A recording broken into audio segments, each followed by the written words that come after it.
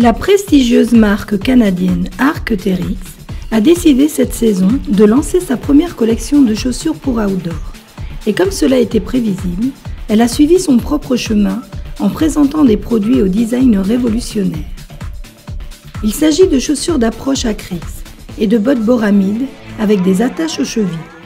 Toutes deux se caractérisent par leurs chaussons intérieurs, qui dans un cas comme dans l'autre, incorporent au modèle un chausson intérieur fixe et à d'autres, un chausson interne amovible. Les chaussures Acrux sont des chaussures d'approche confortables et polyvalentes, offrant de bonnes prestations. Design. Certaines nouveautés sautent aux yeux. Il se présente en deux parties, carcasse externe et chaussons internes. La carcasse extérieure se compose d'une seule pièce thermolaminée, sans couture, pour un meilleur ajustement, éliminant toute zone de friction. Le matériel est totalement hydrophobe, ce qui évite qu'il ne prenne du poids avec l'humidité. Au-dessus de la pièce thermolaminée ont été placées des protections dans les zones où le frottement et l'abrasion sont plus importants, qui protègent la botte et, essentiellement, les pieds. La grande nouveauté, dans tous les cas, est l'absence de languette, une zone qui cause toujours des problèmes de pression et bosse dans les chaussures. Le chausson intérieur est amovible dans les modèles avec Gore-Tex, comme s'il s'agissait d'un gant avec doublure micro-mèche hautement perméable à l'air. De plus, il est fabriqué dans un tissu élastique et avec une épaisseur amortissant les chocs et, selon la marque, augmentant le confort. Semelle. Les modèles Acrux ont une semelle avec un composé méga grip de Vibram pour tout type de sol, tandis que les modèles Boramide incorporent le même composé méga grip de Vibram dans un design de semelle agressif et de traction, typiquement de montagne, avec zone d'escalade sur l'embout. Elle est très efficace. Nous l'avons essayée sur neige au printemps peu profonde, sur roche sèche et mouillée, sur terre et sur boue, et dans tous les cas, elle a fonctionné parfaitement. Résistance. Nous tenons à préciser que, bien qu'il puisse paraître à simple vue qu'il y ait des zones délicates, comme celle des boutonnières, le matériel après les premières utilisations ne montre aucun signe de faiblesse. Cela tient plutôt à l'impression donnée en voyant des matériaux fins de nouvelle génération. Nous, l'équipe de testeurs de Barabès, avons essayé essentiellement la botte Boramide 2 avec chaussons amovibles qui peut être considérée comme étant le modèle top de la gamme et le plus risqué.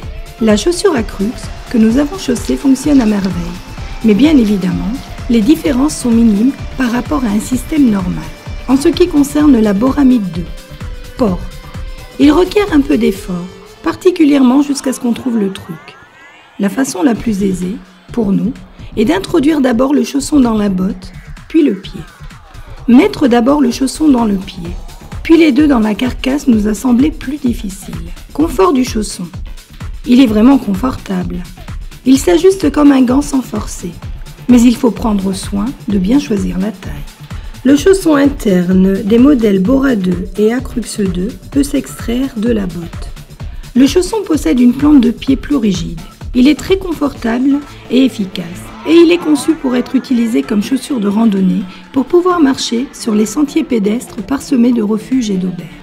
En marchant, s'il s'ajuste correctement, et cela est important, la botte est très confortable et l'amortissement et l'ajustement sans point de friction produit par le chausson se sent.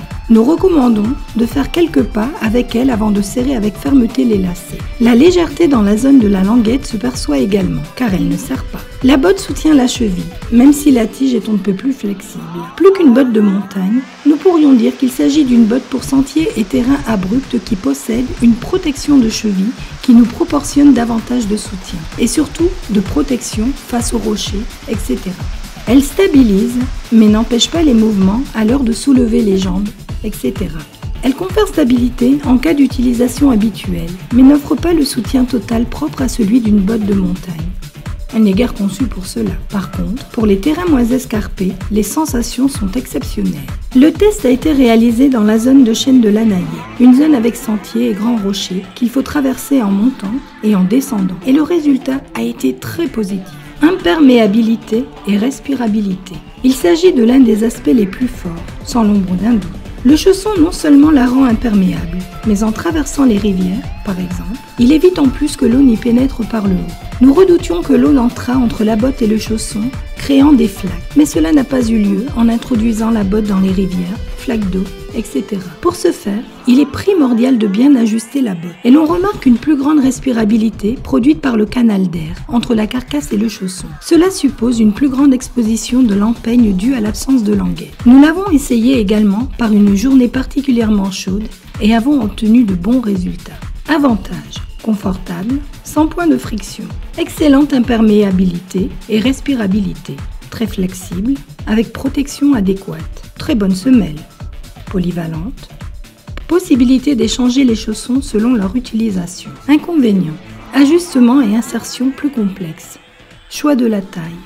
Sa polyvalence rend sa classification difficile. Forme quelque peu étroite, comme cela tend à devenir courant dernièrement avec les chaussures de montagne. Conclusion: un nouveau système si radicalement différent qu'il surprend. Après l'avoir essayé, nous tenons à dire qu'il recèle de bonnes idées qui peuvent être transposées correctement. Il ne faut pas les confondre avec des bottes de montagne pour terrain particulièrement escarpés et 3000 où des chaussures de ce type ne s'emploieraient pas. Elles peuvent convenir là-bas, mais les versants montagneux moyens et forts ne sont pas son terrain de prédilection. Nous les recommandons à ceux qui transiteraient sur des terrains de sentiers de montagne, comme la plupart des randonnées de GRS. Ces bottes confèrent un petit plus en matière de stabilité, confort, protection, respirabilité et imperméabilité nécessaires. Elles sont très souples, mais elles protègent davantage et fonctionnent bien dans les zones de dépassement de rochers et flancs de montagne.